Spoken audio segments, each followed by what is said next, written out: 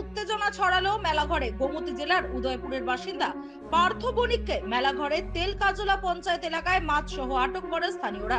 স্থানীয় সূত্রে জানা গেছে, মেলাঘর মোটর স্ট্যান্ড সংলগ্ন দেবনগরের এক মাছ ব্যবসায়ী 2 বছর আগে জাহাঙ্গীর হোসেনের কাছ থেকে 2 লক্ষ টাকায় একটি পুকুর লিজ নেন, কিন্তু সেই পুকুর থেকে প্রায় দিন মাছ চুরি হচ্ছিল।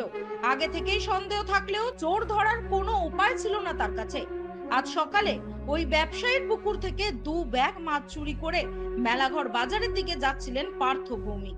তেল কাজলা পঞ্চায়েতের সামনে পৌঁছালে সন্দেহ করে স্থানীয়রা তাকে আটক করে। ব্যাগ তল্লাশি করে প্রচুর মাছ পাওয়া যায়। জিজ্ঞাসাবাদে পার্থ বণিক স্বীকার করেন, জাহাঙ্গীর হোসেনের সঙ্গে মিলে রাতের অন্ধকারে মাছগুলো চুরি করছেন সে। জানা গেছে, পার্থ প্রায় জাহাঙ্গীরের বাড়িতে নেশা সেবনের জন্য যেতেন। অভিযোগ, জাহাঙ্গীরের বাড়িতে বড় সড় নেশার আসর বসে এবং অতীতে তিনি একাধিকবার পুলিশের হাতে গ্রেফতারও হয়েছেন বলে জানা গিয়েছে।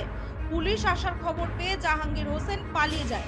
স্থানীয়রা পার্থ বণিককে মেলাঘর থানার পুলিশের হাতে তুলে দেয়। পুলিশ জানিয়েছে, ঘটনার সুষ্ঠু তদন্ত চলছে এবং জাহাঙ্গীরকে গ্রেফতারের চেষ্টা অব্যাহত রয়েছে। আজকে 2 বছর ধরে এই মাছ চুরি হইতাছে, তখন আমি চুর ধরতে পারতাছি না, পাইতাছি না কেউরে।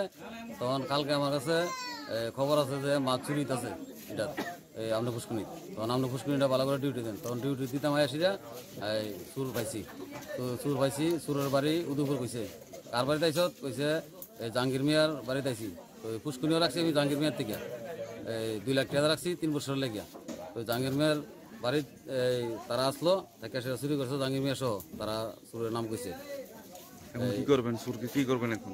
চুরের কিতা চুরের থানা দিয়ে দেবো। আর পুষ্কুনি আমি রাখতাম না, তারা গার্জেন আছে, তারা গার্জেনটা চিন্তা করবো। তারা পুষ্কুনিতে আমি পুষ্কুনি রাখছি, আমি পুষ্কুনি আর রাখতাম না। তারা চিন্তা করবো কিতা করবো, আমার টাকা দিয়ে